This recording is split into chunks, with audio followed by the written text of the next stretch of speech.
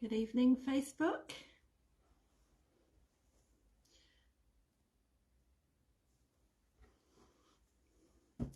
Hi and welcome to Tina the Garden Florist. Hopefully some comments will appear and just let me know. It should notify you that we are online if you have followed our page, and normally that takes 1 or 2 minutes into the live just to notify you that we've gone live. So, and tonight I'm on time, so pretty pleased with myself. So I'll just fiddle around a minute just whilst it sends out the notifications that we are actually live, and hopefully some comments will come through. So if you are watching, then just pop a hello or something into the comments so that I can see if it's working or not for us. And I'll just get this ready.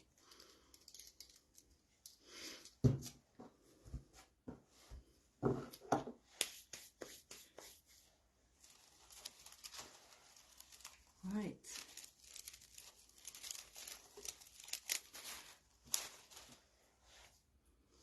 So hello. People are starting to join, which is really good.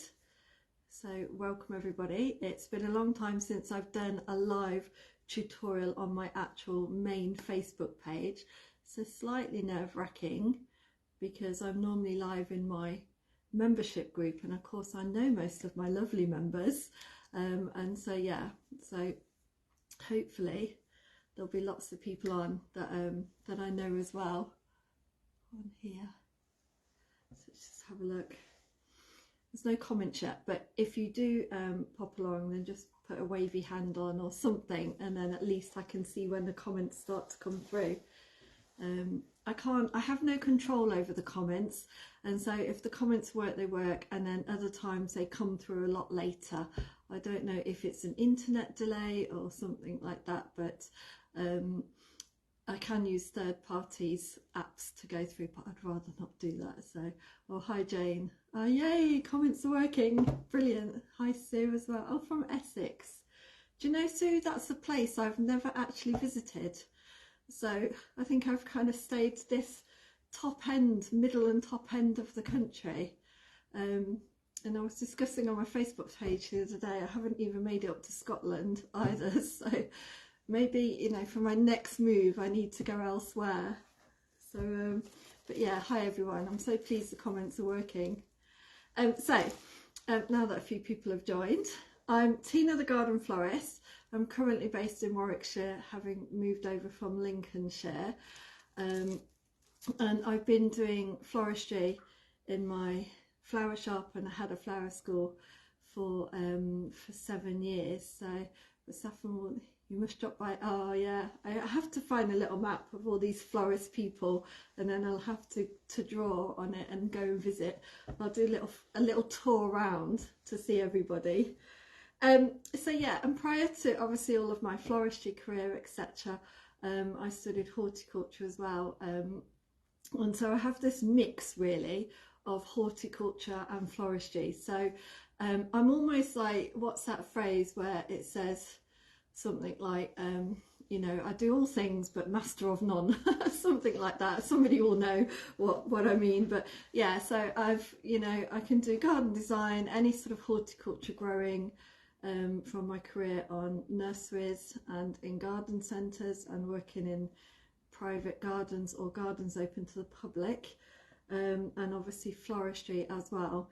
And for a good number of years, 17 years, I was a lecturer at various colleges, from Berkshire College to Warwickshire College and Brooksby Melton College, which is in Leicestershire. So that's a little bit of background about me in case you've not met me before. And I kind of live and breathe plants and flowers.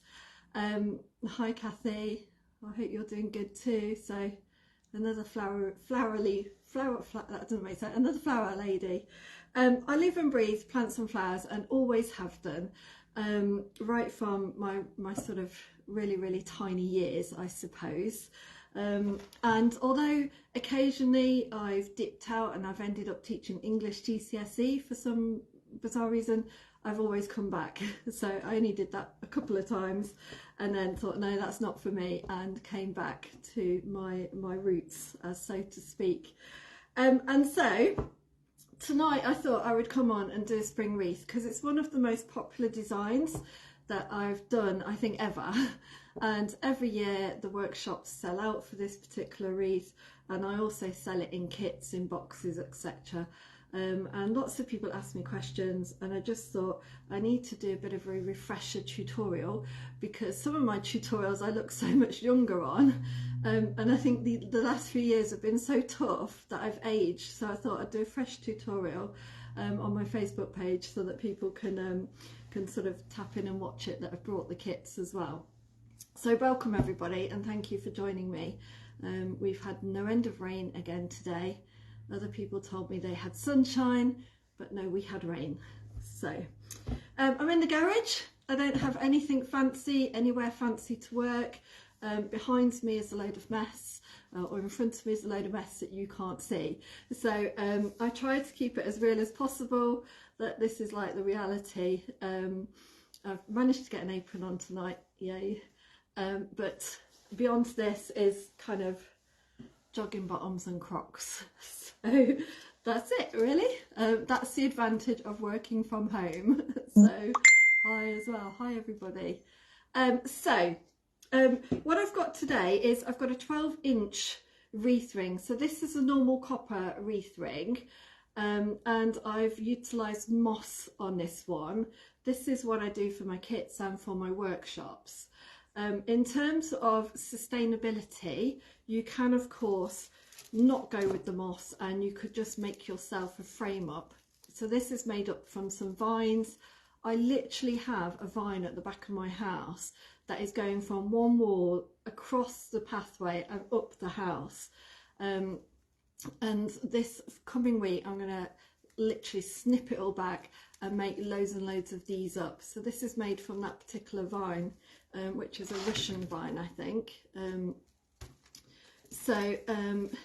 This one's made from willow, which I brought from a lady who lived in a village close to me. And so there's always somebody, a local willow weaving person near to you. And it's really nice to be able to go and support another small business. And so I buy willow from that lady. Or if you've got some twigs that are bendable in the garden, this is just a silver birch base. So if you've got dogwood, willow, obviously silver birch, you can create your own base. And therefore you don't necessarily have to moss it if you don't want to use moss. So where possible, I always try to take the most sustainable option. But of course, sometimes in terms of longevity for my customer, etc., I have to make sure that I balance that out as well. So spring wreaths I offer now. Beyond sort of next week, I won't offer them anymore because it's really starting to warm up just now, and they're quite delicate things and they won't last too long on the actual door. And so I like to make sure that you time it just perfectly so that it's not really starting to get hot kind of weather in the spring, so that they do last. And I do say to my customers for spring wreaths and to the people that come on my classes to treat them as if they're like fresh flowers. So these are not going to be like your autumn wreaths and your Christmas wreaths where they just will naturally dry out. These will die off. There'll be elements that will be retained, and for some people like me, I quite like dead things. Anything, I think it still looks lovely. But for other people, obviously that's not their thing. So spring wreaths, I say, you know, treat it like fresh flowers up on your door, and who knows, you might get a week, you might get 2 weeks out of it. Some of it is dependent on the weather and how you care for it as well. So if you do have any questions when we go along, then what I'll try and do is answer at the end, or I'll type them back in. I know we've got people, if you can hear a ping, there's people messaging that obviously can't find me on Facebook and are desperate to watch the tutorial, it will stay in the Facebook on my page, so I'll keep it on the main page, so you can watch it and replay it back as many times as you wish. So just to make that clear to people. Right. Okay, so on this I've wired my moss on. I haven't shown you how to do that, but I can do that separately if anybody's not sure. I can put that on. This moss is moss that's been sourced sustainably, and I went to Helen at Evolve over at Pinchbeck Way in Lincolnshire to collect the moss. And if you saw my post last week, then you would have seen that I also went over there to collect the little bulbs that she's got. So if there is anybody on here that is making spring wreaths, that is selling spring wreaths, etc., I know that Helen's got a really amazing deal on the Mascari bulbs in water at the moment, so because it was like her little project. So yeah, you can pop on and purchase some of those, I think, if it's like from a wholesale point of view. So I've got my wreath ring. I'm utilising moss purely because it does have the moisture. Moss is not any kind of material that a plant will suck water up from, but what it will do is it will just keep that damp atmosphere around your foliage that you've got on, and therefore just keeping it a little fresher. The idea of the moss is that as the foliage transpires, if you've got that sort of cooler air around it because of the damp moss, the transpiration or the loss of water will be slower than if you were to do it on a twiggy base where it doesn't perhaps have that moisture around it. So that really is the only difference with the moss. And for me, it's because I want to poke my foliage in, although you can still poke it into a twiggy base as well. So to start off with, I've put some string and I've marked out my wreath into thirds so that I've got 3 sections on my wreath. Is it difficult to calculate the cost of making the wreath? I don't know. I have a formula for costing, so if anybody's really not sure on costing and you are costing, then just pop me a message and I can try and help you out with how to cost it. So hi Ali, hope you're good. So yeah, so if you want to know costings, then just try and pop me a message through my page or something and I can go through it there, because otherwise I'll get bogged down with costings. But by all means, I'm happy to help you. So 3 sections on here, like so. And the reason that I divide into 3 sections, because I'm a lecturer, I'm a teacher, and I need to make sure that everybody is kind of following things as far as they can. And so by dividing this into 3 sections means that all of the foliage that either arrives in the kits that I send out, or if I'm teaching a class, can be divided into 3, meaning that the foliage will be balanced across the wreath, and we won't get halfway around the ring and realise that we've run out of most of the foliage. So foliage wise, it's best to select obviously your evergreen foliages at this time of year, and to avoid, hi Sarah, hope you went off briefly. So foliage wise, you need to have evergreen foliages. So at the moment the foliage is just starting to come, so anything that's deciduous, you can see this spirea is just starting to get new leaves on. So anything with those new leaves, that will die, that will wilt really quickly. So go for your tough foliages. I've got some Pittosporum, the variegated one, because it brings a little bit of colour across the wreath. But of course you can get this in green, you can get this in purple. Some people grow it marvellously in their gardens. I always seem to lose mine. It can be a little bit brittle with frosts and things. I do have a pot just around the corner which seems to have lasted. It's quite slow growing. It's a brilliant plant for small gardens or those containers. And so that's Pittosporum, and I'll put a list afterwards as to all of these foliages. I've also got this bit of myrtle. which again is a lovely evergreen small leaved foliage, and it smells really beautiful, myrtle does. You could utilise box if you've got box instead, that would be just as good. If you haven't got the pittosporum, then you might have something with a silver leaf like a lavender or a rosemary, something like that that you can use. I've got, what else do I have? Some good old conifer. If you've got the yellow tinge conifer, then that's perfect for spring wreaths. But as I've moved, I've left that one behind. And all that I'm doing is cutting these like this, roughly, just a bit bigger than my hand. So that's, and when I'm cutting down my foliages, I'm cutting them with a nice sharp angle, and I'm making sure on this conifer that I've got a bit of this brown wood, which is the older wood, so that's sturdier for me to push in, because obviously this is way flexible. I can work down this, so you can see here quite a stiff stem. I can cut that one and have that one like that as well. So just one piece of conifer. I don't need to go overly mad with it, and just cut that bit down. The other foliages that I've got is I've got this really lovely berberis, which I think is Berberis darwinii. It has almost like very small holly-like leaves on it, and these gorgeous little orange flowers. It will grow into a really large shrub. It's one of those that I class as the supermarket shrub, because it's something that you'll often find in kind of car parks and things where you just don't want people going, and because it's prickly, it stops people from crossing those beds and things. And it also attracts lots and lots of bees. So it'll be, once those little flowers open, it'll be covered in bees. So how to watch, not sure how to watch. Yeah, it pings up eventually, Karen. It's Facebook for you.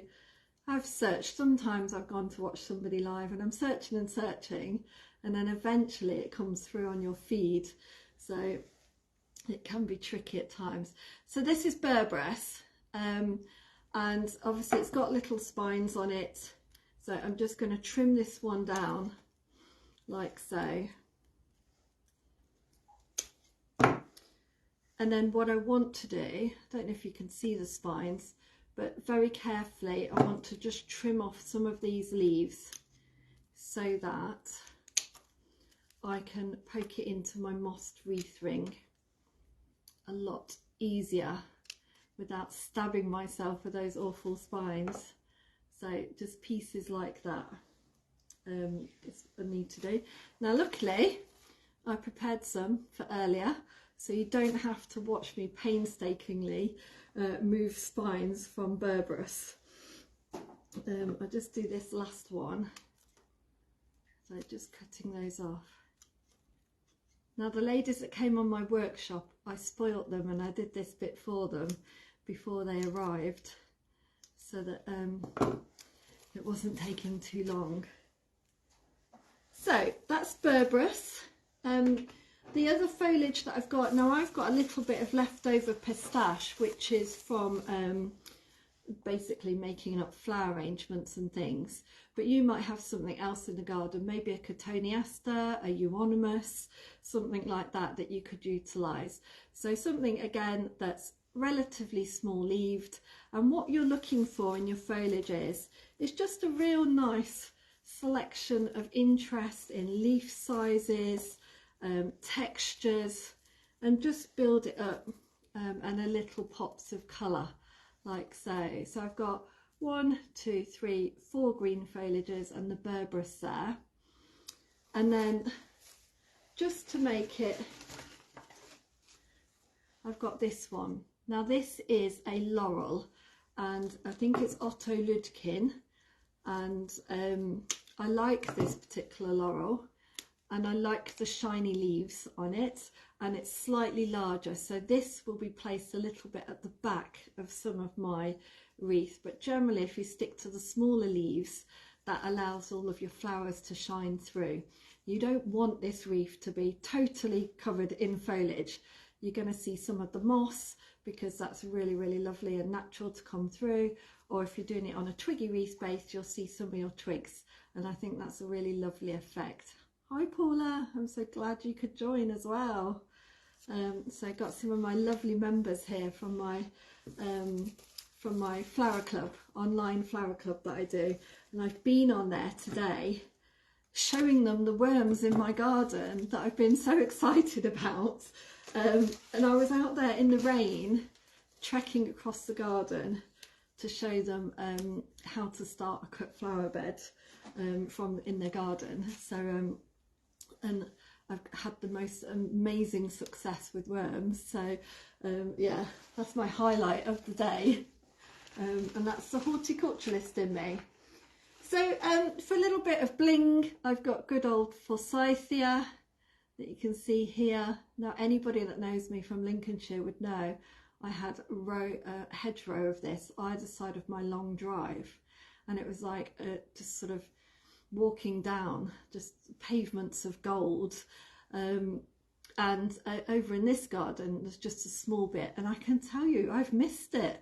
I've missed the forsythia, which again is one of those shrubs that could be overlooked quite easily. It's the flowers come and go, and then it can get quite woody, but actually the leaf of forsythia, once it's hardened a little bit, is another brilliant foliage, and it works perfectly with things like the British stocks that come through as well. It's in bloom. Ah, is it Deborah? So hopefully I'll come back soon, and then I'll have a look before it's gone over. So I know that it's been cut probably far neater than when I lived there, because I liked it to grow so that I could collect all of the foliage from it. So but yeah, I'll let you send me a picture of my old hedgerow. So, and then the other things that I've just got is twigs. So and then if any of you follow Sharon Dower something on TikTok, you'll find that she had horrendous comments with regards to using twigs in one of her designs, yeah, I did feel sorry for her, and so but she took it with a great sense of humour, and ever since has utilised twigs in everything. So I've got some silver birch twigs here. In reality, not everyone can get hold of silver birch twigs, but any twigs that are looking nice, if they can have a bit of bounce, a bit of that jiggle, then that's perfect. Anything that you've got. And then I've got the spirea. So this is spirea. It's quite an arching shrub in the garden. Again, it grows quite tall. It's a deciduous shrub, but you can keep cutting it, and then it will grow really nice long shoots that year, which again are perfect for using in flower arranging, and I use them a lot in urns and things like that, where I just want that really nice bit. It has a lot of woody growth in it, especially this one because it's not been pruned recently, so it has a lot of woody growth, but I love that. I love the deadness of it. So here, this one's totally, you can see it's got lichen growing over it, but I love the textures on that, and so it's perfect for putting into this. And essentially the kind of floristry that I do, I suppose, is I'm trying to think of what's working together in the garden now, so what's naturally out and naturally growing. So on our little membership the other day, we just did a nice bowl of flowers that we would naturally find with some just wild arum leaves, because that's what's up and out. So yeah, so that's how I work. So there is a tiny bit of wax flower, which after having that discussion is just left over, but you could utilise anything that you've got with a bit of blossom. Some apple or like pear blossom where it's just in bud but not out, because obviously blossom doesn't last very long. So if you just get some in bud, it has often a pinched tinge, and that looks lovely as well. I should say that when you pick all of your foliage and everything, make sure that you're cutting it at that really sharp angle and put it in a bucket of water and obviously give it a drink for 24 hours so that it's sucked up as much as it can. And if you can keep it in the cool, then that stops it from losing water. And so otherwise it's this vicious cycle. The poor stem is literally losing so much water and it can't suck it up fast enough, and that's when wilting obviously occurs. So yeah, make sure that when you're gathering, go round with a bucket of water, snip your stems, strip off the bottom bits of the leaves, and then just pop it straight into your bucket. At this time of year, you can collect any time during the day. Obviously later on in the year, if you're collecting from the garden, you need to collect in the early morning or late at night, so that you're avoiding that heat. So I'm attaching my binding wire onto this frame here, and I've just got that binding wire here, which is quite available. If you can't get binding wire, then you can utilise some string. That works just as well. Okay, so the plants that I'm working with tonight, the bulbs and things, I've again utilised for quite a while now, just to check how well they go on this wreath. And I've got the little mascari from Helen, which have got beautiful clean bases, so that was perfect. That makes life a lot easier.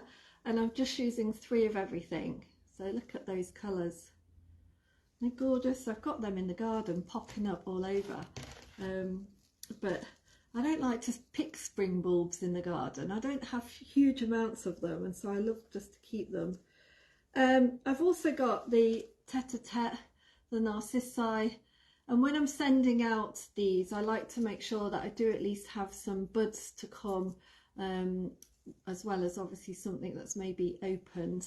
So they're lovely, and you can see there. They really came open. This one's got quite a few buds on. They really opened up just recently with the warmth and the sunshine. So I was worried that they weren't going to open in time for the weekend, and but they did really well. So, and I've got some hyacinth bulbs.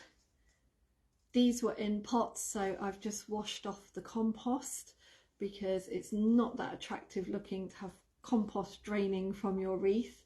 And the bulbs, now that they've come into flower, they've basically got everything that they need anyway, all stored in that bulb to carry on.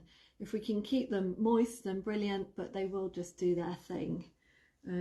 So these are in different sizes, look. So that's how they come. Plant wise, I've got little violas, which are so cute, which you can pick up from most places. And I've just got some ivy which came in a pot, and when you buy ivy in a pot you can separate it out, and so that's what I'll be doing with this. And that's basically the plants that I'm going to do. It's a messy old job. And then for the last flower that I'm adding in is just some heads of hellebores. And as you can see, this one's gone to seed, so this is the best time to pick hellebores and utilise hellebores when they've gone to seed, as opposed to, I don't know if I've got one, this one you can see, well, that's just going to seed as well, that one. But you can tell these start to get a bit leathery, and so you can see that they're a little bit harder to utilise.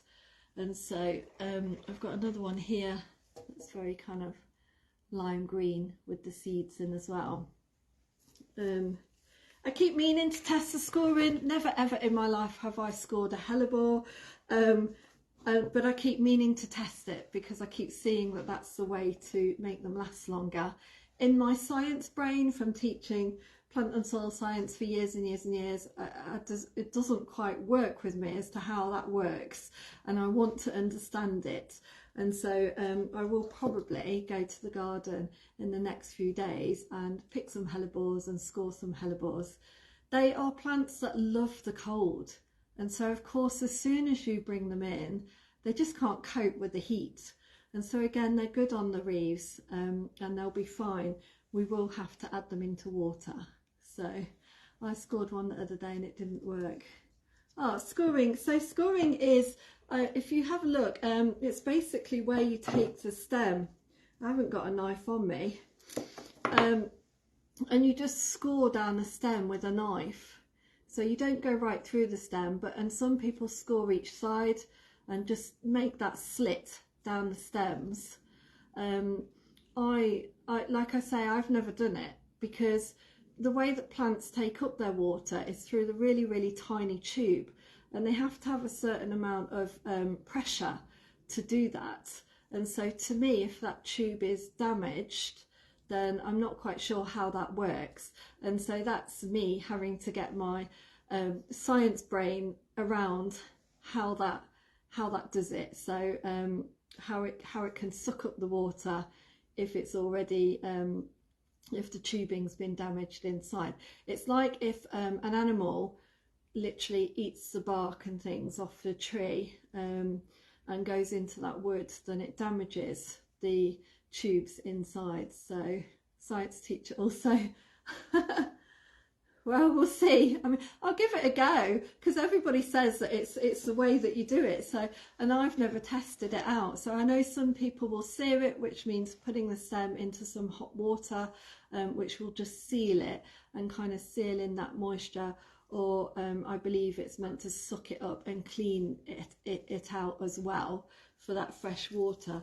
But again, I only really sear those that have got a sap in, that a milky sap that I don't want to come out. I've not seared anything else, so it's all an experiment. And I think sometimes it works, sometimes I have hellebores and they're perfect, and other times the next day they flopped over. So I don't know. I don't send out hellebores in any of my bouquet work, and if I'm doing funeral work, I only put them in on the morning of the funeral, because I just don't want to be responsible for hellebores that have keeled and flopped in the arrangement. So let's carry on. So what we need to do with the violas is we want to just protect these a little bit, because they do need the water just to keep flowering. And if you can deadhead these as well, that's got a dead head, just by pinching off the head, then the more and more they will keep flowering for you. And they really are that little gem that keeps going and going. So somewhere I've got some moss. So I've just got this nice moss. Now I've put my wire on. I need my wire. And what I'm going to do is just kind of flatten out a handful of moss, and I'm going to put my viola in there. Losing my voice a bit. And just wrap around that moss. So I just tend to call it like as if you're just putting it off to bed, and you're just making that nice little ball of moss around that root ball. And I can feel the moisture in there, and I can feel how cool it is in there as well. So I'm protecting. Just going to lay my wire underneath my thumb. I'm not going to try and attach it on, but I'm just going to go round several times, including the bottom, and up over the top with the wire. You could do this if you wanted, and any of you that do work with wool, you know, you could use coloured wool if you wanted, and that could stand out on your wreath and make it nice for Easter time. So, and then that end bit I'm just going to tuck back into that ball. Okay. Now, if the moss isn't too soaked, you can always soak that a little bit and then just leave it to drain. But what you want is the 3 violas all wrapped up with their moss. I'm not going to wrap up the ivy because that's so tiny, I can just push that in as I go along. And the bulbs, I will just add some moss to them as I go along as well. Some of them I like them exposed on the wreath, I think that looks quite effective, and others I will tuck them in with the moss as well. So let's get this back on. So I'm going to start where one of my strings is. That didn't sound good, did it? I'll start where one of my strings are, I did say that I used to teach English as well, so I hope there's no English teachers on here. To be fair, I just went into college and helped people to get through their GCSEs. And then I'm going to start, and I'm just going to lay the plants around this third. So any pattern, it doesn't matter where you start. I'm going to start with one of my hyacinth bulbs, and I'm going to put the neck of the bulb just where my string is, like this. And to protect it, I'm going to get a little bit of moss, like a little bit of a sausage, and put that over the neck of my bulb. So I'm just holding that over the neck, and you can see that my bulb is just going to the outside of the wreath, so the flower should come there. And then I'm going to take my wire that I've attached, and I'm going to go over where the moss is, otherwise I'll be cutting that bulb in half. And I'm not going to pull like I would if I was making a Christmas wreath. I'm just going to gently tighten that wire and go over a couple of times.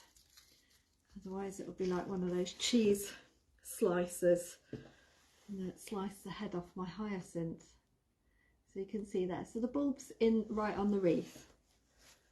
And then I'm going to work my way down and just have a look and see what I feel would work well. I've got my narcissi, my ivy, my viola and my muscari all to go in this section.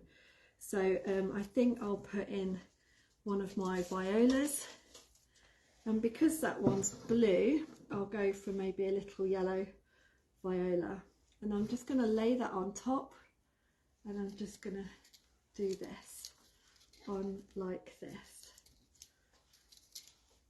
Okay, and give that a little pull as well. I've got those two on.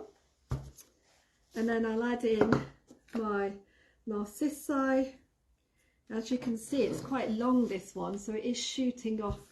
So you'll have to decide if you want it to be going over the top or whether you're happy to have it out the side.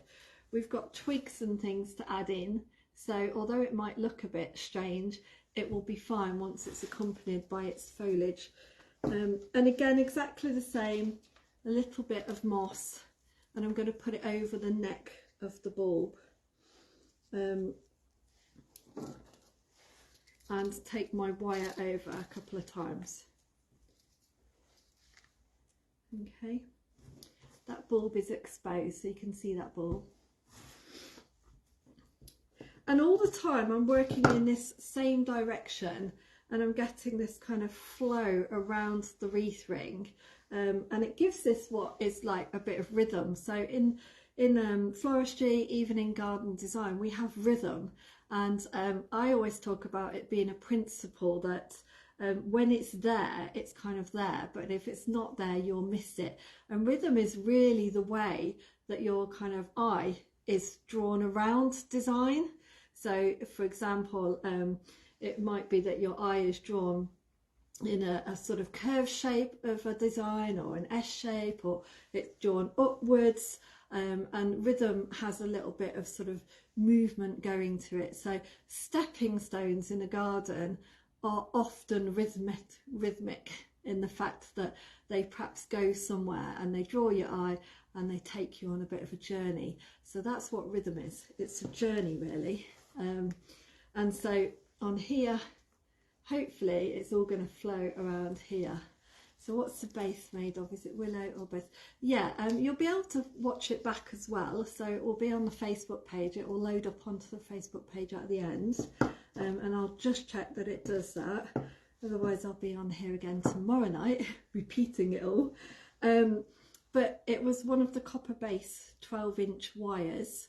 And at the start of it, I did show the different twig bases, and also talked about why I was choosing this particular base for me tonight.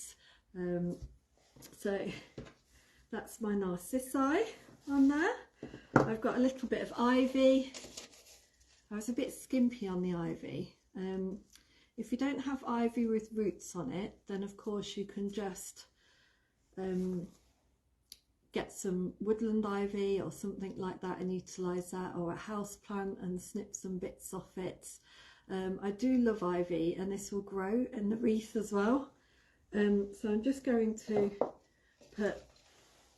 make sure that I'm covering all of the roots when I put that on. So I'm just going to lay that on there, and I'm going to make sure that the roots are covered in the ivy, because we don't want the ivy roots to shrivel, otherwise it will obviously start to die off.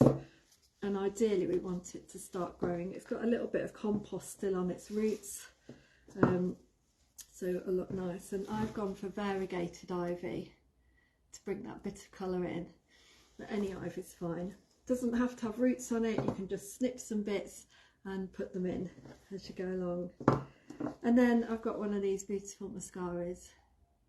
Helen's going to think I'm obsessed with her bulbs from there. So, but yeah, I normally buy them in, and quite often the leaves are all flailing everywhere, but these ones are really, really lovely.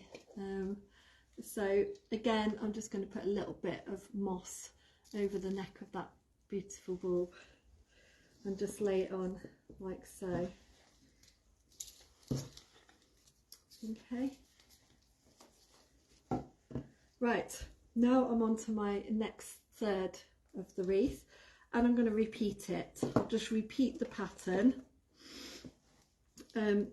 You can add in as much or as little as you like, so this is just what I send out in my kits or cost up for on my classes, but of course you can add in more mascara if you want. So I've got some mascara left, so I might just do a wreath just with mascara bulbs, and maybe, I see my mum has some really nice Senecio foliage, which is a grey foliage. I think it's also known as brachyglottis in her garden, and I thought maybe mascara might look lovely with the grey foliage and a few twigs and things. So and she's away at the minute, so I don't think she'll notice if I've snipped a little bit of it. So, and I'm not sure if she'll watch this or not. So so yeah, I think I might have to go and do that, get some of that and make up just the mascara one, or maybe just mascara and viola would be quite cute as well. So add in my little viola again, just on top. Take my wire around, give it a pull. What have we got next? Our little tete-a-tete with a little bit. Add that on. And because I'm adding the moss on those necks of the bulbs, often what you'll find is that you do get this kind of consistent level of height eventually all the way around the wreath. It's kind of, I don't know if you can see, but it builds up in height where obviously we've been adding the things on, as opposed to where we haven't done it yet. So, and it's quite heavy at the minute because it's quite wet. So I've got the narcissi on, maybe a little bit of ivy. I have really been tight on the ivy.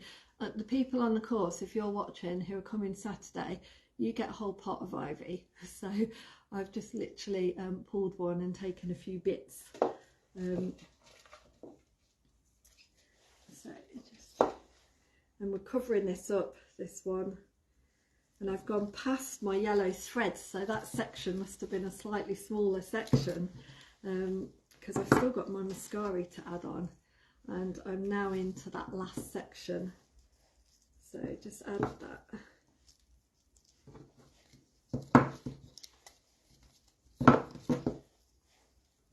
Okay, so we're, see it like that. Sometimes at the start, be warned, they look a bit ugly looking. Think, what on earth is that monstrosity? But as it all starts to come together and when it all settles, it really does look beautiful. So next bit, I'm going to go back to my hyacinths, and this is just a really diddy hyacinth. Ideally you want your hyacinths to be so that it's showing a touch of colour, so that you know it is going to come out. This one again I've used so that the people coming on my class and also the kits that go out tomorrow, they've got the nice ones, and so I'm using like the seconds on mine. So I'm just going to add the hyacinth, little bit of moss, and as that hyacinth is small, well, maybe the fact that I've gone into that as a section has worked out for the best, because I've not got quite as much to do. Oh, thanks, Paula. I try. Sometimes I'm not that with it, as you know. When you see, when I'm racing to join you all in the little membership, and I'm racing to get there to sort of see you all, because everybody's just like friends now in there, and I kind of know a lot of you. And yeah, I'm racing, and then normally I've not even eaten my tea or anything when I do a live. So yeah, it's I'm a bit all over. Right, hyacinth, and then we've gone for viola. So add in the viola. Okay. Again, I've done mine so that it balances. So because I've worked in threes, I've been able to balance that around the wreath. You don't have to balance things out. You can go as wild or as crazy as you want. And that's the beauty, I think, of any wreath that you make. So what have we got after that? We've got our little tete-a-tete. So just add that on. Around like so.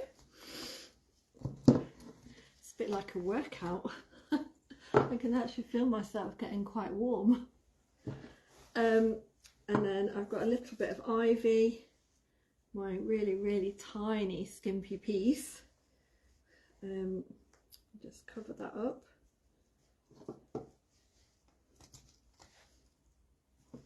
As I'm here, I'm literally dragging my wire. My wire's over here, but I'm dragging it across to reach over to that bulb, or that ivy, to get that wire around there. And then last but not least, from the plant side of things, I've just got my one last mascari and a tiny bit of moss left. So I worked that out perfectly. Now you might have to tuck this underneath that first one.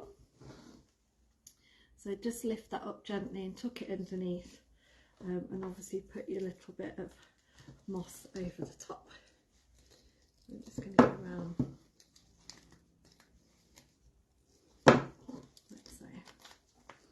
Okay, and that is absolutely everything on there now that's living, and it's a little bit like a Catherine wheel effect with those narcissi poking their heads out. They will of course go whichever or grow towards where the light is, so do bear that in mind when you're putting bulbs onto a wreath. They will start to grow upwards rather than to the side, because that's kind of naturally how plants work, so how bulbs work and seeds work. I always say it's a bit like a rattle with a ball in it. Basically the ball will drop and then it will grow upwards like that. No matter which way round you plant it, it will still correct itself. So right, just tidy up my bench, because despite, if I've got anybody that's worked with me or for me, you'll know that I'm not always that tidy. Found another little piece of ivy, I'll be able to add that in. But it's quite a messy job, and so if you are doing this at home or anything like that, then definitely just put something down. I'm going to see whether I can just poke this in with the other bit. Right. Okay, so that's that first bit done, and we can just move everything out the way that we don't need. So the next bit that I move on to then is poking in some twigs. So whereas on our Christmas wreaths and our autumn wreaths we often bind the foliage on as we move around, this one, because of utilising it in moss, and it even works in twigs, in a twiggy base as well, we can poke in our twigs as long as we've got that nice 45-degree angle and a nice sturdy stem. And what you need to do is decide where you're starting again, and around this outside edge we're going to poke some twigs in. Now, because I've used binding wire, often you'll find it will naturally just go under one of those wires anyway, and it's very, very easy to poke into the moss, and you can see it sticking up there. And again, we'll just go round and we'll just put, say, 3 of these maybe in each section. I don't know if I'll do all 3 because I might be here a long time, but I'm just sliding it in under there like so.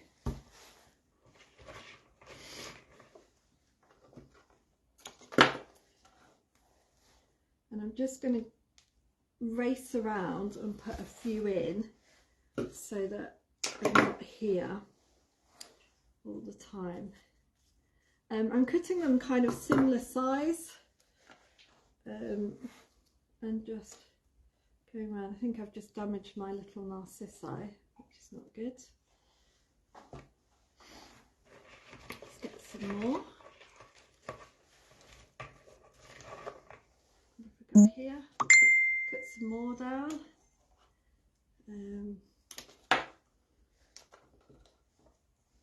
Yeah, I have just damaged my narcissi, so luckily I've got some more buds on that. So just be a little bit careful. It's because I'm trying to rush so that I'm not keeping you here all night long on making a twiggy wreath. So poke these in. That one needs going. I can see here I've got some wire showing, so I will just literally slide that in underneath the wire and work my way around.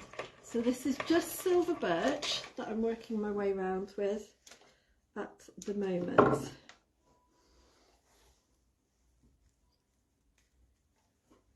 And I've almost got to where I need to get to. Okay, so if I show you that. So, and you can see that the twigs are now starting to almost instantly fill in those kind of pockets so that it's got this bit of fringe, so that actually the narcissi is not just popping its head out of this sort of mass. So again, in floristry, you know, we talk about this mass and we talk about this sort of the positive and negative spaces, and obviously this is really heavy. And so as we kind of come out, then obviously we're going a bit lighter, a bit like anything. When we did a vase arrangement the other day, again, the heavier flowers at the bottom and the lighter area flowers towards the top. So exactly the same thing on designing a wreath. If you turn this backwards, sometimes it gives you a much better picture just to see that actually you have got a good sort of, I don't like to say even, because, you know, in floristry, it's sort of not everything is even, you know, and in actual fact, sometimes if you just go against the rules, it works out for the best. In garden design, I don't know if any of you have heard of Christopher, the Dixter Gardens, Christopher Lloyd Dixter. He broke all of the rules in terms of colour and just literally allowed all of the colours to go together.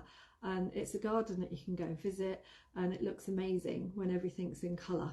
And he broke the rules. So I don't like to be too sort of thing, but you can see here, you know, maybe I've got quite a big gap here where I was rushing. I started off maybe here doing quite well with my twigs, and then as I've got round, I've not added quite so many in. So I'll just go back and pop in a couple of more twigs. Otherwise I'll end up with a wreath, and I'm going to hang this one on my door, so I do want it to be finished. And when I'm teaching, often in a class, I often just don't get round to finishing my own designs, and so it would be nice if I finished this for myself tonight. So again, if I just look at the back and I can just have a quick look. It's a bit hard for me to see on camera. If I look this way, I can see I've got quite a big gap up here. Right, now, as with everything as well, we've got those twigs going around the outside. We do need to continue with the twigs, because a little bit like if you were doing your living room or something, and you just had a cream living room, and then you just brought in very bright yellow cushions, then they're obviously totally jarring with each other. What I want to make sure is that some of the twigs are incorporated into the rest of the design as well. So if I was doing floristry, then obviously I might have layers, and I might be creating different layers and getting different things in, and repeating some of the materials, or at least the colours or the shapes of the materials. I want some of these twigs, she said, trying to push them in on the top now, which is like my next kind of layer. And so I'm just exactly the same, just going around trying to find where on earth I can push them in on top. So let me just see. Oh, thanks, Helen. That's so nice. I'm glad people are watching. I was so nervous doing this. I mean, I used to often come on my Facebook page, and then I set up a group, and I do try to go into the group from time to time, but I then set up my little membership group, and of course I tend to spend quite a bit, or try to teach with them in there as well. So repeat the last name. I think it's Christopher Lloyd Dixter Gardens. I've never visited, but very well known for his garden design of allowing all of his plants to mingle. It's a little bit like Gertrude Jekyll with her cottage garden, but whereas hers was quite cottagey, and she did the colours really well, and you know how the colours all went together. Christopher, who is no longer with us, he allowed just everything to mingle around, and he does have a beautiful house as well, so that always helps. But yeah, so I'm just going around the top and just popping in a few twigs on the top, and you can see it kind of adds this bit of springiness on top. And equally, I just want to do a few in the centre as well. So around this centre bit, we want to make sure that the design goes into there as well. It's lovely watching live. Ah, thanks, Cindy. Yeah, I keep meaning to I have got lists for you all. I will get the lists into the group, and for what to buy, yeah, it's quite busy here at the minute. We've got things going on, and which I will share with the little membership group, probably when I'm on Thursday night. Dixter, yeah, Great Dixter. Yeah, that's what it is. I don't know, if you googled it, Julie, whereabouts even is it? So, because I've never been, and I should go. We've got Hidcote not far from here, and that's a beautiful garden to go and see. That has really lush perennial borders in, which would be amazing to wander and just cut for flower arranging. I hope the head gardener of Hidcote's not watching. Won't let me in. So I've just gone round the inside and added a few twigs as well, so that we've got some interest in there. Okay, and then I'm going to pop in some spirea. I think I'm going to pop in some spirea, and you can see, lovely. And I'm just, for the size of the spirea, I've just cut it down to where I feel it works. And again, I'm just going to go around the outside, so you can see that's quite a long piece, but I'll just leave it long, and it's got a lovely curve on it, so I might as well just leave it and slide it in and allow it just to kind of go around the wreath like that, and it adds that little beautiful little bit. Oh, oh. I never knew what it is. Do you know? Terrible. I haven't had, I don't know about any of you. Yeah, this is the spirea. Yeah, I can't remember. Is it called? It's like sort of a bridal name or something like that to this particular spirea, or could be. You can get a spirea snowmound. I think there's one called, or I'll have to look it up to tell you the exact spirea that I've got that gives you these arching stems. But yeah, I used to spend a lot of time looking at plants and flowers and wandering around places, but then once I had the kids, it kind of got lost. But they're almost independent now, and so definitely bridal wreath. Yeah, maybe that's what it is. I remember designing a wedding garden.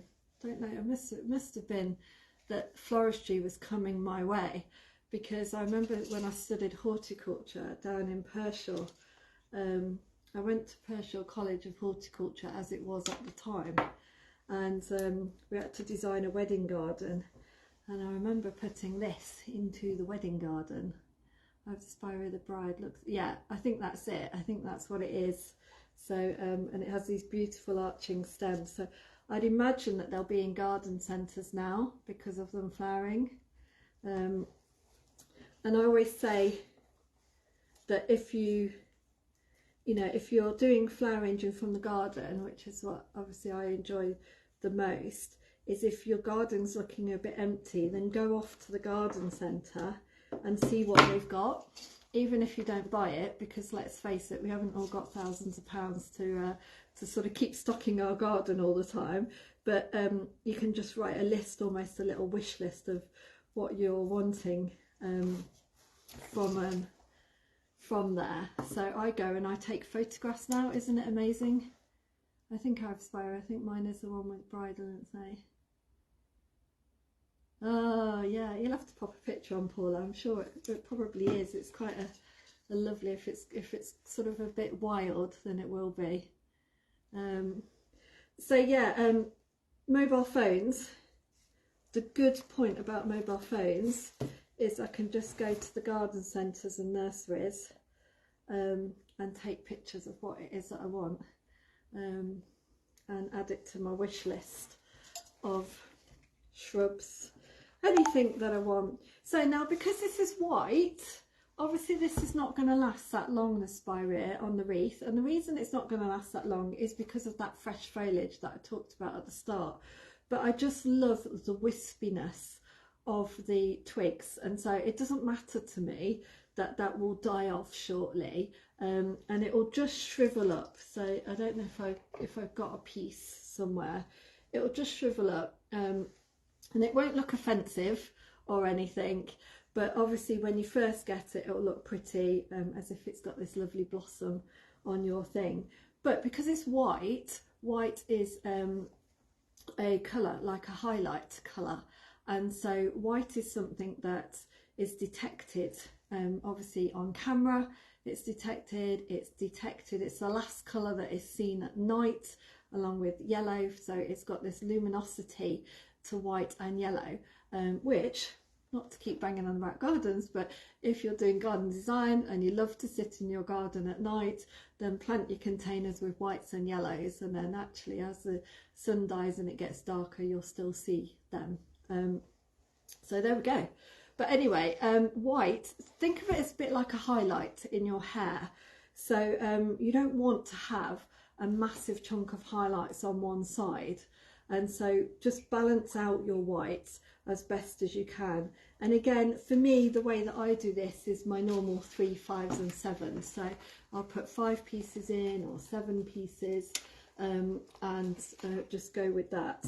So again, around the outside and across the top, to add in some of this nice white spirea, and then a little bits in the middle.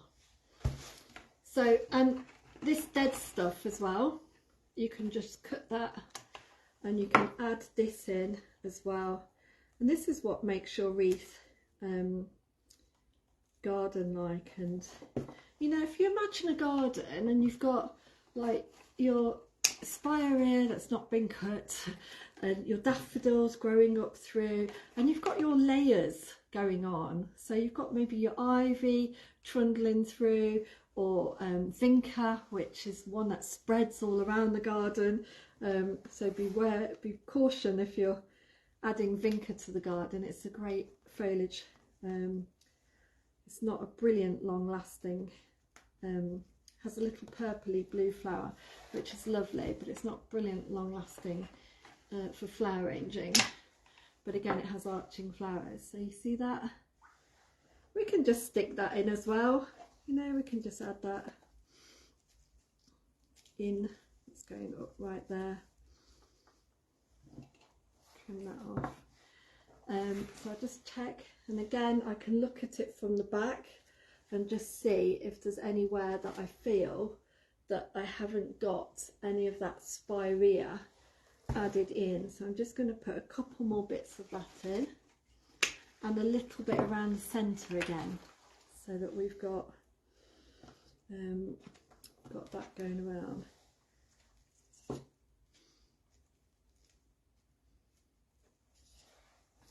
So a little bit there, a little bit around the centre.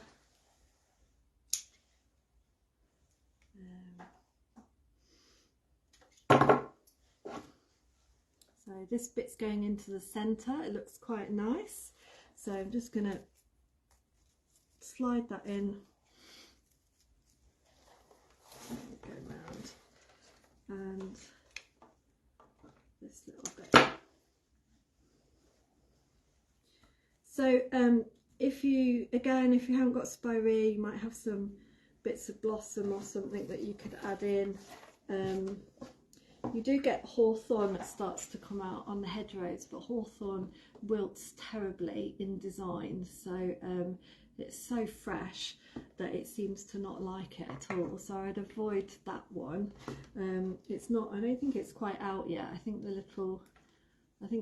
some of the leaves are just coming out, but not the actual blossom.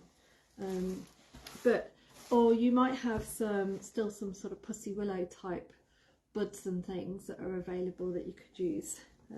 Anything twiggy is fine. So I've added in all of my twigs, and now I'm going to just go around and add in foliage so that it's not overly heavy, but it's got that sort of greenery in it as well. And again, the same thing, I'm going to be looking at the outside, on top, and a little bit in the centre. So I'll start off with the bit of myrtle. It's got this nice line to it, and so I'll put that on the outside. And what I'm going to do is work with the myrtle, and I'm going to kind of work all the way around the wreath, getting in little bits of that. I've got a pile of it. Strip off those leaves at the bottom, and I'm going to go sort of the outside, and then I'm just going to go a sort of plant down, and I'm going to put that just on the top, and then I'll get a little bit, and I'll move down to the next kind of plant and just add a little bit in the middle there as well. And then I'll start back out on the outside. I can tell you, if you're like me, and I'm not very good at sticking to, I get distracted very, very easily, and I'm not very good at being uniformed in terms of sticking to patterns. But if you are good at that, then this will work really well for you, because you'll get your foliage balanced across your wreath again, rather than having lots. Okay.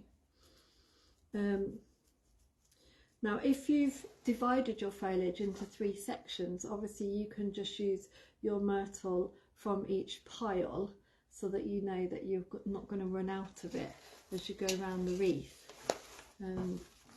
I've just got one massive pile because I'm so messy, but I suppose because I've made them quite often, I kind of know what I'm doing, so hopefully I'm just going to add a little bit of this in as well. And a little bit in the middle.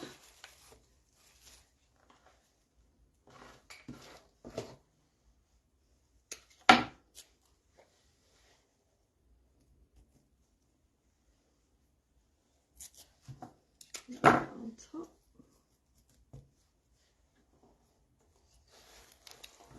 One.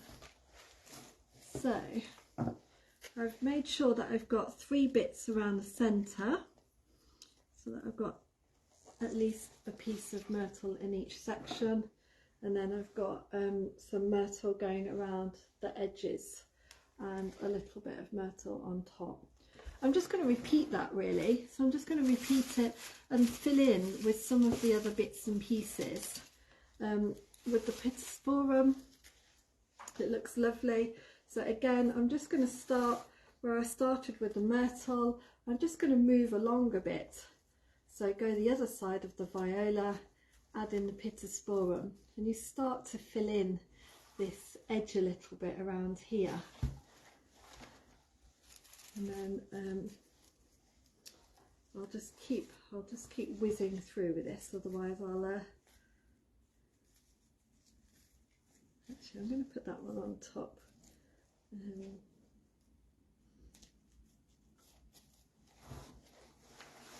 Again, the Pittosporum has got the white in it, so just bear that in mind, that you are managing to get that balanced out around your wreath, because that colour will be picked up by your eye.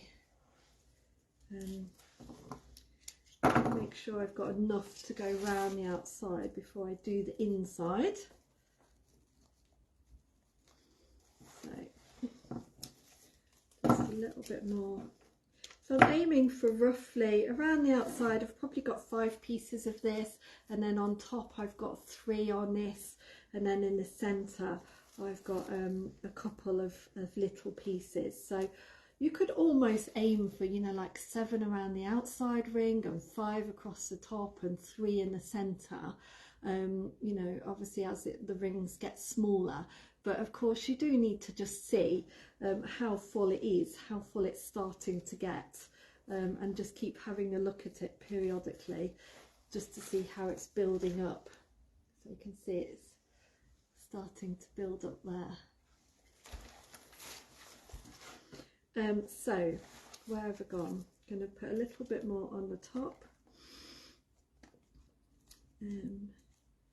Put that bit in the centre, I think. That's just a little bit, so I'll add that into the centre. How much of this have I got left? This is where, if you divide it into piles, it works really well.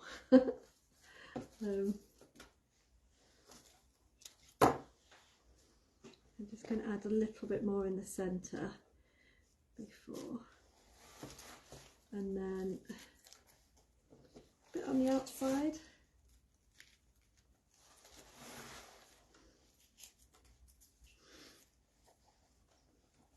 One, two, three, four. I've got a little bit on there. In here.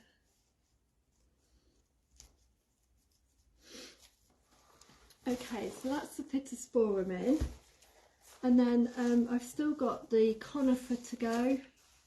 So as you can see, it's quite a lot to build up, and now I'm just looking really, as I sort of visually look, where are my kind of gaps and I'm going to start to push this conifer, because it's quite feathery, a little bit sort of on the outside there. If you've got the yellowy coloured conifer, Leylandii or whatever it is, I think that looks a bit nicer than the green, because it brings in just that other bit of colour. But as you were saying, that's one for my list, to get a bit of a yellow coloured type of conifer to go in the garden. I use conifer an awful lot in designs. So what does that say, Pete? Sorry. Does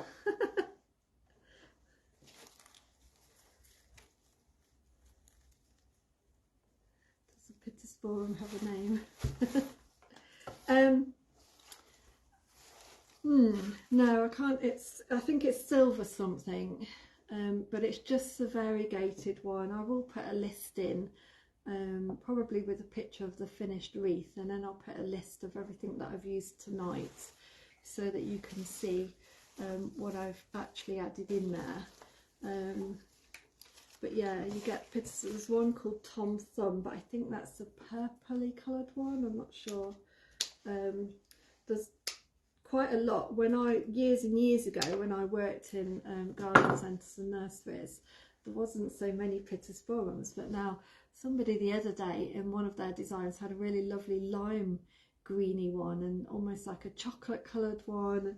And so yeah, it's a lovely plant. But like I say, for me, they are very slow growing, which is good for a small garden, but also occasionally you can lose it in the frost, a little bit like a ceanothus. If you've got a ceanothus, a blue ceanothus, which has got lovely glossy foliage for flower arranging. I had a beautiful one of them, but the frost came along and that was it. That was the end of that one. So I've added a bit of conifer to the outside. Again, I just want to add in a touch on the top, but I'm not going to go overly mad with the conifer. I'm just going to utilise it just to fill in a couple of the gaps that I can see on here.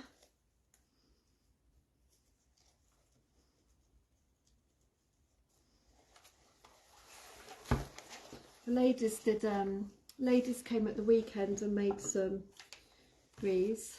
Obviously men are welcome as well, but I do find it's mainly ladies that come to the classes, and they made some beautiful wreaths. It was really, really lovely. Just going to get a bit more conifer. So just a little bit more conifer, and just add that in. Just around here, I think.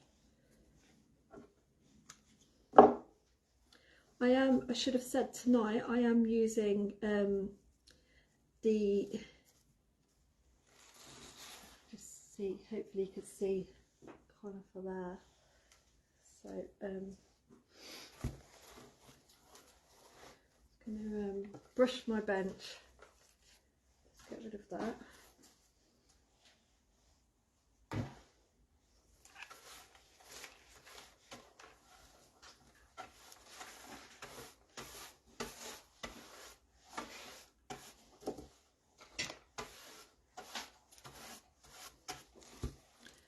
Bit better. Felt as if it was just coming towards me too much. So I've also got this little bit of laurel, and because it's got quite bigger leaves, I'm going to look for where I definitely feel as if there's a gap. So, and sometimes when you've got a bulb on, like I've got this one here, it's nice just to almost have a bit of a backing to it. So I always think it just helps to support the flower as it comes out, and it's also just makes it a little bit denser, I suppose, on that outside ring. So and these lovely glossy green leaves obviously help them the flowers to stand out. So just add in a touch of that. This is the, I think that's called the Portuguese laurel. It's laurel Otto Ludkin for it. Again, another what I class as supermarket foliage. So that one that often somebody steps on when they open their car door onto the little strips of ground that often you find in the supermarkets, and nobody pays any attention to it. This little one that just the same with Hebe, and it literally, you know, it keeps trying and trying despite the fact that people are probably treading over it and all sorts. So yeah, I do like that, and you can just see the different type of leaf that's gone into there. So again, I'm going to bring a little bit of that leaf just on the inside as well, into the wreath. It does get eaten by various things, so it's picking out what looks good. But I used to have on my website that basically my flowers would come with bugs as well. I don't know if that put people off, but I just tried to explain to them that occasionally maybe the odd little insect has crept in there. So I try to pick the garden foliage and wash it off sometimes if I feel that perhaps there is some bugs around, or I try to, obviously I leave it overnight anyway, and often they will fly away or disappear or something, but occasionally the odd ladybird sneaks in, or the tiny little spider sneaks in. So yeah, but nobody's ever, I haven't had a review on it, so so thankfully that should be okay. But yeah, when I did flowers, I don't do many flowers anymore, not many gift flowers anymore, but when I used to do flowers, I used to say that you will get wonky stems and the odd bug in your bouquet. Obviously not in a wedding bouquet. So I just need to have a look, because I feel that there's a few places, like here, I feel that it's worked quite well and it's filled out quite nicely. But over this side, I feel that I've got these really big sort of pockets. And again, if I turn it to the back, you can see, so I can see where my pockets are on the back, and where I just need to still do a little bit more filling in. But because I'm trying to teach at the same time, I'd probably hang it up and have a little bit more, I'd take a little bit longer, I think, or so I've just got this little bit of pistache, and I'm going to utilise this to fill in anything where I think there's a really obvious gap on the outside.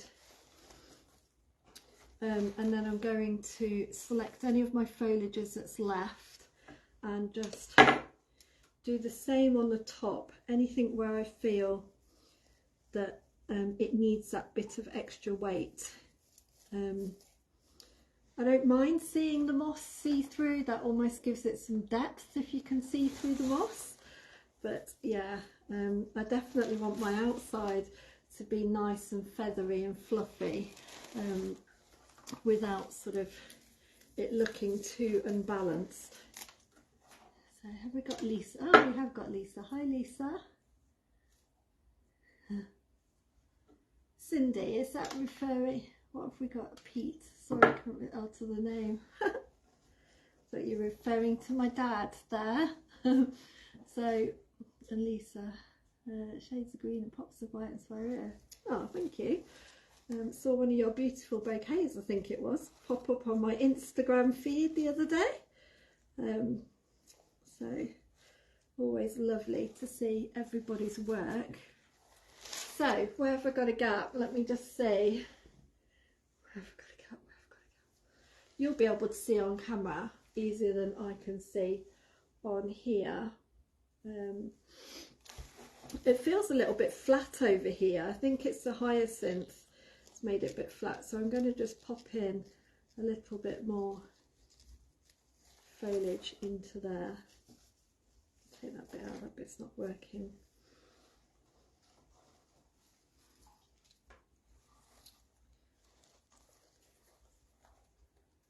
is where I get lost, because I haven't stuck to my rhythm. You know, if you stick to that rhythm, you just work round and round and round and round. But because I've gone off track like I normally do, I'm kind of a bit lost now as to where my rhythm was going. So yeah, methodical, organised. They are not the words associated with me unless you've booked your wedding with me. But no. Let me see. So just a little bit of this Pittosporum. Like I say, you could use box if you haven't got this, or Hebe. Hebe would be lovely. I'll have to get you the name of the Hebe. There's one Hebe that I plant in every garden. I tend to move. I don't know why I move a lot, but I've moved around quite a lot. There is a particular Hebe that is really lovely. It grows in really lovely mounds. And I tend to plant that one. And again, it's long lasting, out of water. So I suppose what I need to do is maybe a list of good garden foliages to have for flower. Was I going to do that in the group? Maybe I've probably told you that in your, I don't know. I think it's in the membership. Sometimes I do pop into there and just say my 3 top shrubs for that month that I want. Nurseries. Anybody got good nurseries near you? Honestly, where did all the nurseries go? When I was in my teenage years, there were so many independent nurseries, and none of these big chain garden centres. Lots of little nurseries where literally I could find the most peculiar plants, normally with some weeds in it as well. And I'd say to somebody, you know, you can just have that, or you have that for £1 or whatever.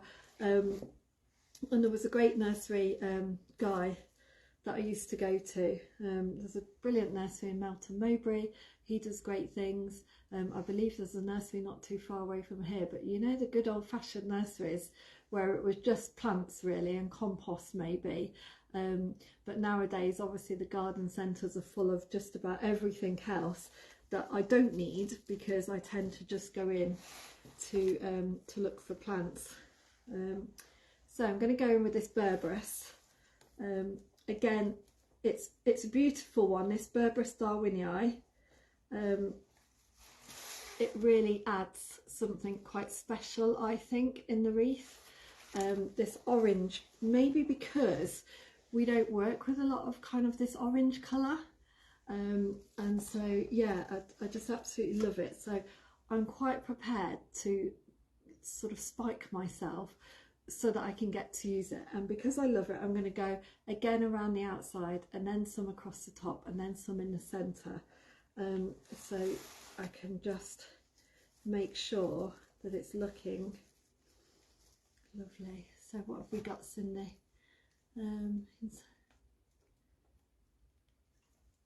Oh yeah, it's just, I don't know, I just sort of, I suppose they just all disappeared. There are some nurseries and obviously some wholesale nurseries and things that are brilliant.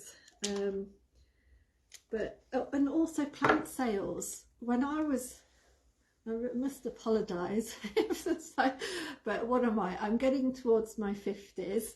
And again, because I loved plants, when I used to go round to like plant fairs where people had got bits out their garden and potted them up and got little like lollipop labels in them, and I just went around just to see if there's anything unusual.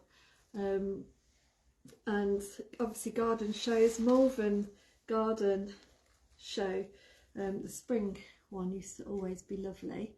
That always used to have some quite good nurseries attend that, for you to buy bits from. but yeah, I'll have to add to that. So I've just gone around the outside with the orange. Hopefully you can see that on camera. And now I just want to put some of that across the top. I'll just snap that bit. Honestly, that means I'm now going to have to prepare some more and brave it with my fingers. We still do that at the garden club. What do you have the plant fairs, Ali? Oh, brilliant. Where are you? I'll have to come to one. Yeah, I know in our village we did try during COVID to do a bit of a stand for plant swap and everything, but I don't think it truly took off that well. And I think it was always, again, who's going to look after it up in the village and things. But it was meant to be sort of a shelf of plants that you could take, and then one that you could donate, which I thought was a lovely idea. But obviously I know that not all places you can do that, so I wouldn't be able to put plants out here. They would just get taken. But back in Lincolnshire and a lot of the areas, it's quite common really to have little things out at the end of your garden, at the end of your drive, or things just for sale, or and just leave little honesty pots for people to pop, you know, their money into and things. So in my area there's 3 nurseries all in a row next door to one another. So, oh, you see, that's perfect. Well, I'll have to come and visit you, Janet, and we can go to the nurseries together. And now that the boys are independent, I can enjoy my time. Let the other half just go out on his tractor and I'll be off around the nurseries. Still happens in our Links village. Yeah, that's the lovely thing, Anne, in Lincolnshire. When I first moved to Lincolnshire, it was something that really probably wasn't done as much, but everybody had little pots of jam out, and courgettes and things like that that you can just pop some money in and buy. So the lovely thing was, again, if there was something that you didn't want in your house, you can just pop it at the end of your drive and somebody would make use of it. If I had vases and things, occasionally I'd have a bit of a clear out and I'd put them at the end of the drive for anybody walking by to have a little look through and see what they fancied. So yeah, but I don't know, reminiscing, hey? But yeah, I definitely remember lovely plant fairs. We went to Laycock Abbey today. There were lots of plant spots outside for sale. Oh, that sounds a lovely day, Cindy. I need to have a day out. I haven't had a day off or out for such a long time, I don't think. I do pop back to Lincolnshire to see my daughter, but yeah, we're always working. So we have one plant stand in Finchinfield. That's a nice name, isn't it? Finchinfield. I quite like that. Plant share in the village. Yeah, I was going to do a plant thing in the village in Lincolnshire, but I just never quite got round to it. I thought I'd put some kind of little plant swap, or I thought perhaps I'd go and do a demonstration and invite the villagers to it in the village hall, and you know, maybe there's some of the other villages. It was quite a gardening village, so that could come and do a talk about something as well, and then we could maybe swap plants and things. But it's sometimes one of those things that you love to do, but you just don't ever seem to get the time. Right, I think I've added in the Berberis. I've added 3 bits, you can see, in the centre, so that I've got a bit in each third, so it's a little bit forming a triangle. For those of you that have done floristry and things, you'll know that often we work in these triangles. I haven't truly checked all around the outside. There's still a little bit of something going on here that I need to add in. as well. Across the top I can still see little sections of moss, which I really love, but of course I've got some forsythia to go in, which will be definitely short-lived.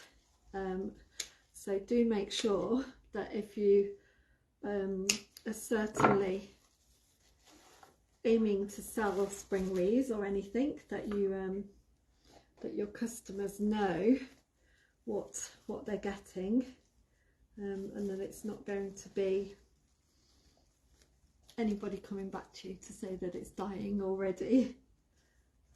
That's our dread as a florist. It's the absolute dread of somebody coming back to say, I did once work in a little garden centre come nursery, actually not too far away from where I am now, and somebody brought back, let me see, what was it? I can't remember. It was some kind of climbing plant. I can't remember what it was, and they'd had it something crazy like 10 years and it hadn't flowered or something, and so they like dug the whole thing up and brought the whole thing back.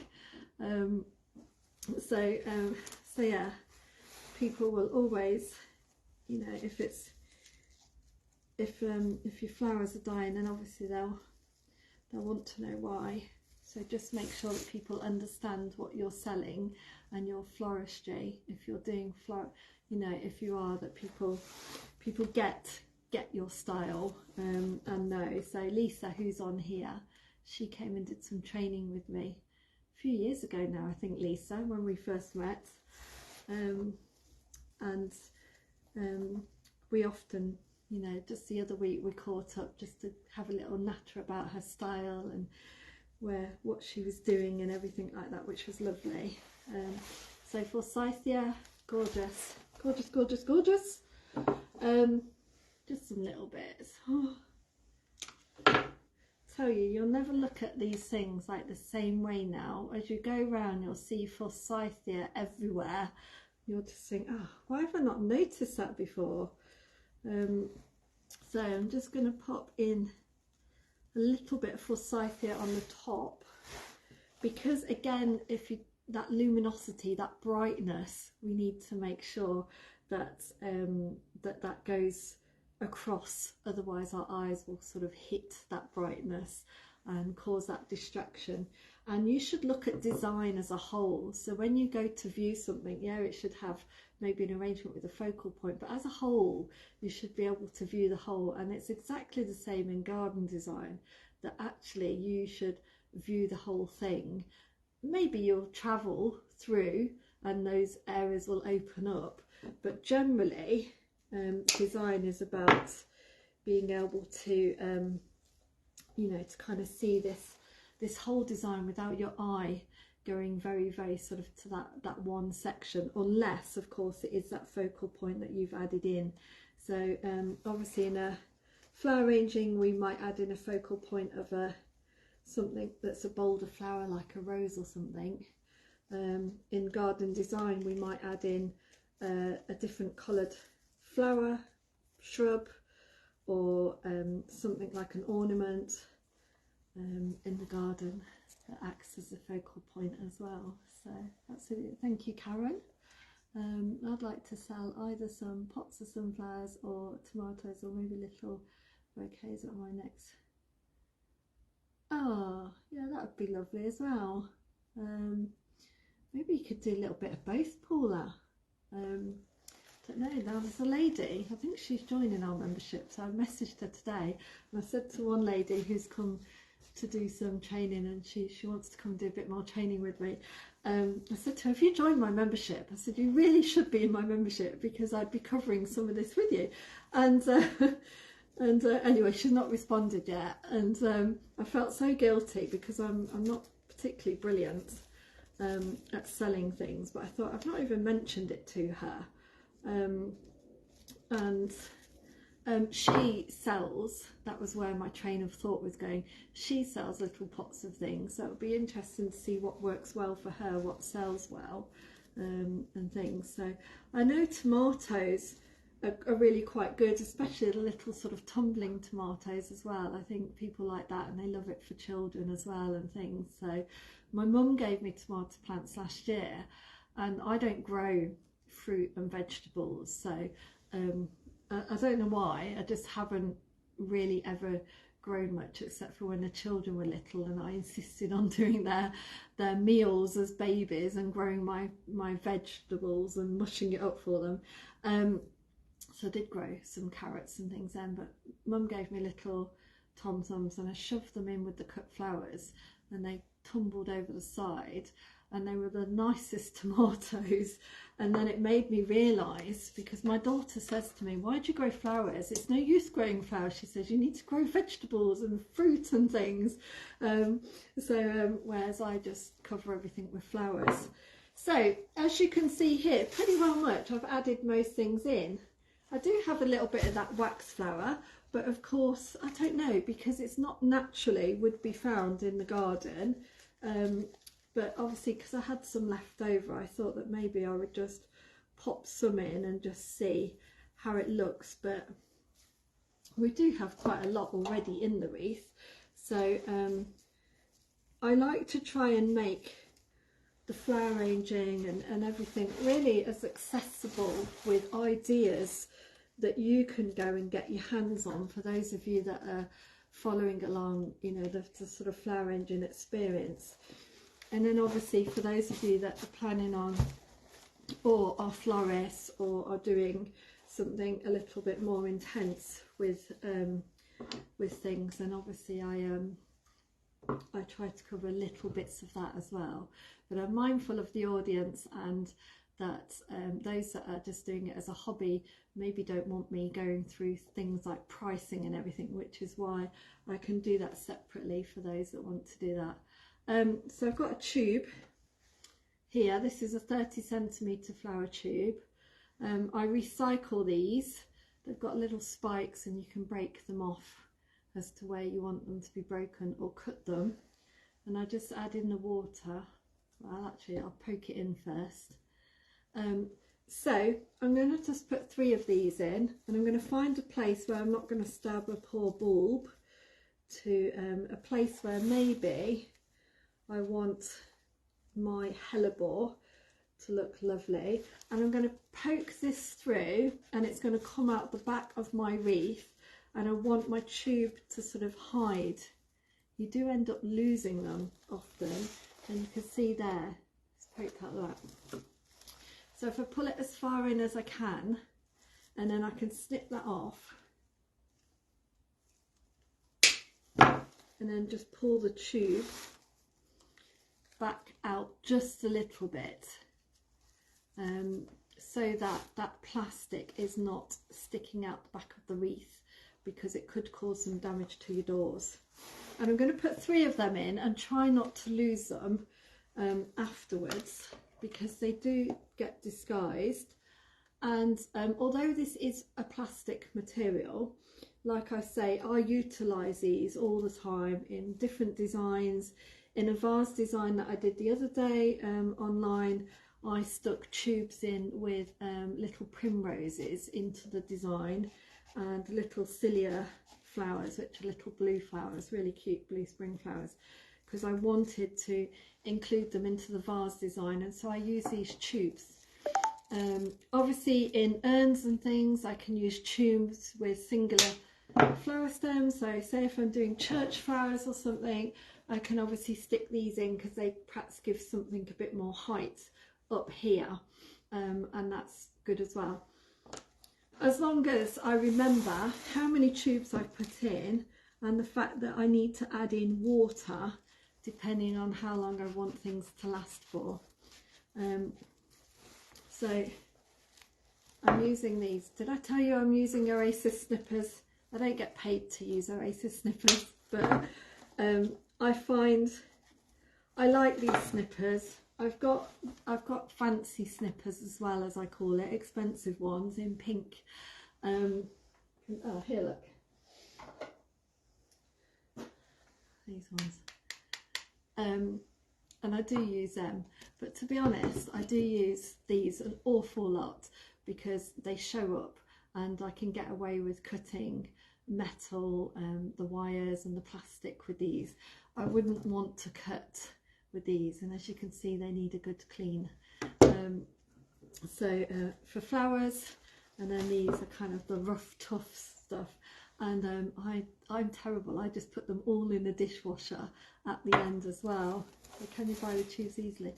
Whereabouts are you? Because I'll have a look to see if there's a link on good old Amazon platform. I have got some, I think, on my website, but obviously I would only be able to post them out.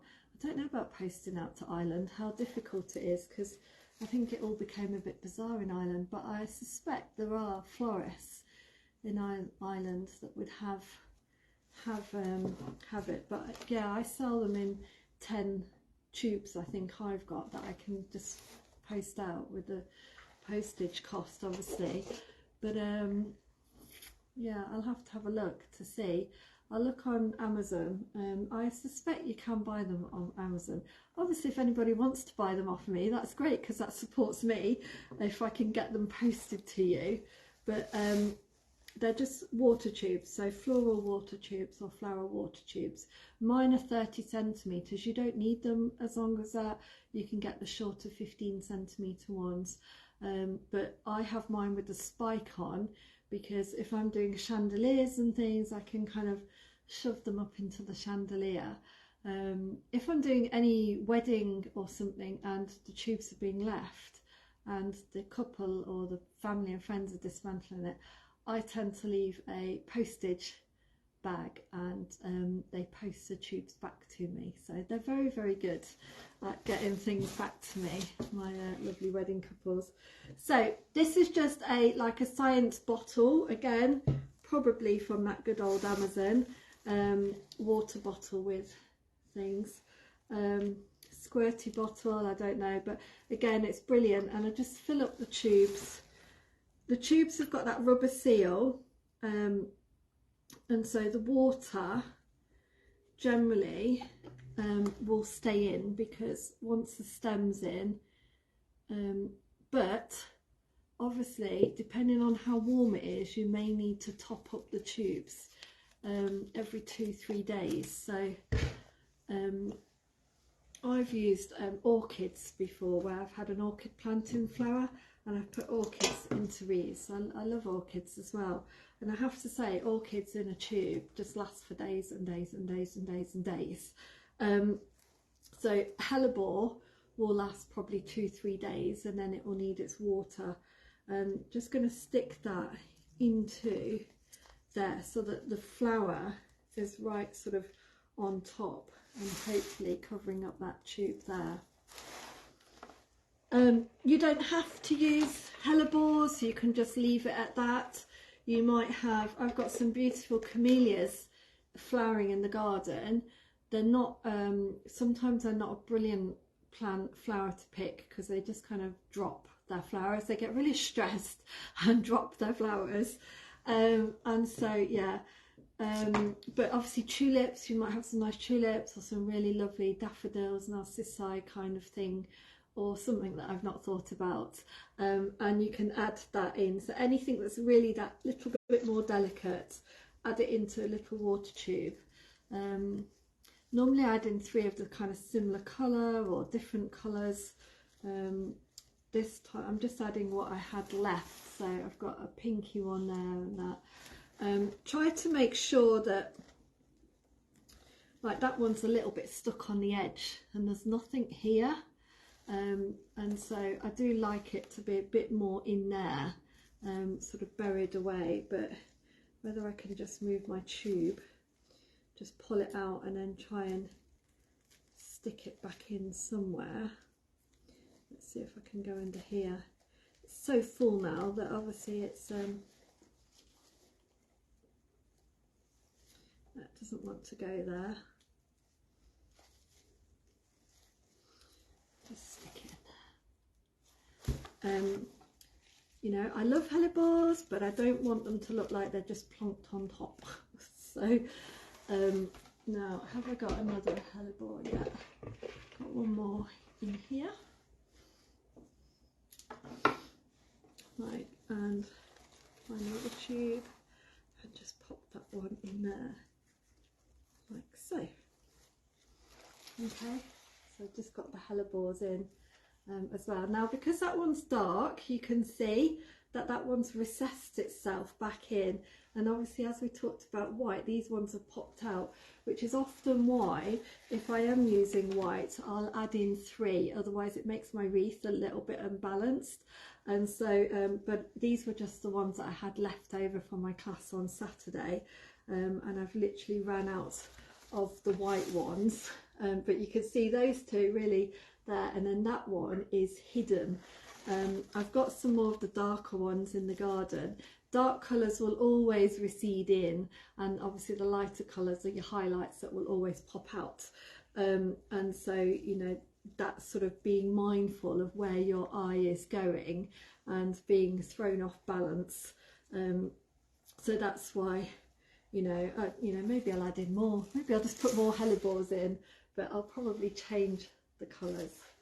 Last but not least, if you want to, I put just a wire to hang mine up on the back. I tend to just look to see where maybe I might want something lovely at the top, and then I'll show you this to start off with. I bend it round like this, and then I sort of bend up my feet, as it were. See if I can show you. I don't know if you can see that. So they're just bent like that. And then I take that underneath the frame.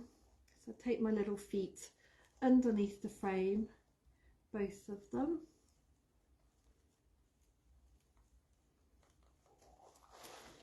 I don't know if you can see this, but that's my little feet there gone under the frame.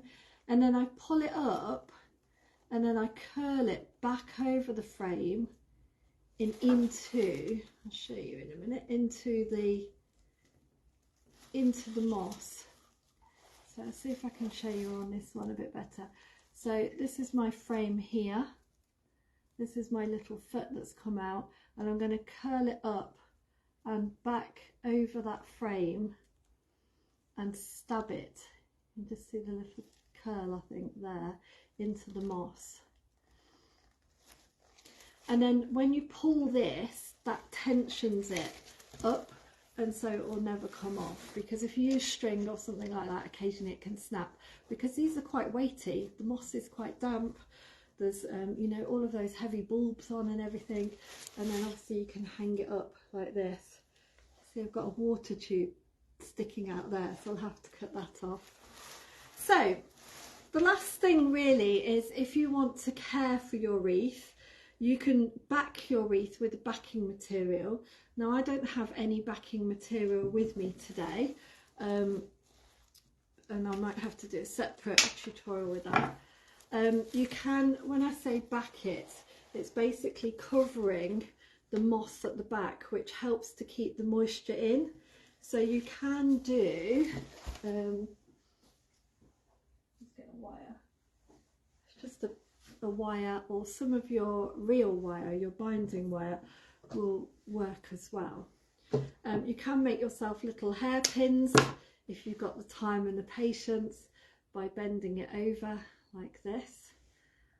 And if you've got any large leaves, like a large laurel leaf or something in your garden, it has to be large flat leaves. The red robin plant, the robinia, that's got quite good leaves on it for this. You can take a leaf over the back, and you can put a hairpin in one side, and I should have made 2 hairpins. You can put a hairpin on the other side. Okay, that's generally if I'm using moss and I want to keep the moisture in. I would do that, and I would work my way round, all the way round. That one's just come out, and overlap the leaves. So, or you can use strips of some kind of bag, or I can buy a roll, although it is plastic, but you could use strips of biodegradable bags, and you can put the strips on make the little hairpins and sort of cover the back of your wreath, or anything else as well. Rolls of hessian, that can look quite nice on the back of your wreath. It just keeps all the moss together when it's drying out, stops it from falling, and also protects the doors from people from having scratches on their doors as well. So, but what I'll do is maybe come on and do that, because anybody that has got a kit arriving this week, although you've got instructions, you might want to back your wreath as well. And so I'll come and show you that. So it's been a bit of a marathon, this wreath making for spring, but the key points: taking care of it. Yeah, oh perfect, Sarah. So yeah, you can spray your wreath. Now you can pop it on the floor, so obviously you could use it just as a table decoration, put it on a large plate with a candle inside. If you're going to take it indoors, remember that if it's really hot, it's not going to last as long. So you can pop it on your door outside, and you can then take it off and just lay it on the floor and get a jug of water, and every couple of days you can water your wreath if you've got that kind of time to do that. I know not everybody's got time. You can mist it if you want to. You just don't want to have a whole shower of water coming down your door. So I take it off. If you haven't backed it, sometimes it's rained, I just put it in a puddle and I allow it to soak up the water, and then I just put it on its side a little bit, prop it up against a pot and allow the water to drain off before I hang it back on my door. Obviously as the hellebores go over, I can pull them out and add something else back in, and the other bits will slowly go over. The bits of spirea, the forsythia will go over as well. So, but if you have anything dried, you could add some dried bits in. If you've got some lovely dried lavender from the summer, you could add that in as well, just to give a pop of colour permanently onto your wreath. But it will naturally dry. The violas, I found the violas and the ivy, now they will grow, so I just leave them to grow if you keep them wet enough. Obviously the narcissi, the leaves and things will grow, and so if that gets a bit unruly, I'll just trim it back. But yeah, generally just give it a water, shove it outside on the floor, pour a jug of water over it, let it drain, and then pop it back on the door, and just keep an eye on it as that moss starts to dry out. Once moss has dried out, it can be quite difficult to get it to soak up the water, so you are better to do it more regularly than to allow it to dry out and leave it and expect that it's going to soak up the water again. So yeah, so if you do make a wreath, then of course share it with me. I'd love to see it. If you are in the picked, I called it picked because of picking flowers, but if you are in the picked flower group, whatever it is that I've got two groups. One which is the free group, which is picked and imperfectly arranged or something like that. That's like a free group. I occasionally get into there. As I start growing my flowers a bit more and things, I'll be in there a little more often. And then I do have the membership group, which I'm not very good at selling, but I know the ladies in my membership will say, you didn't sell the membership. I do have a membership, but that's £10 a month, and you have to sign up for 3 months. And we just cover my style of flower arranging and growing and garden plants and things like that. So, but I have to say, I'm not brilliant with technology, so it is pretty well much just like this. Yeah, and I do my best.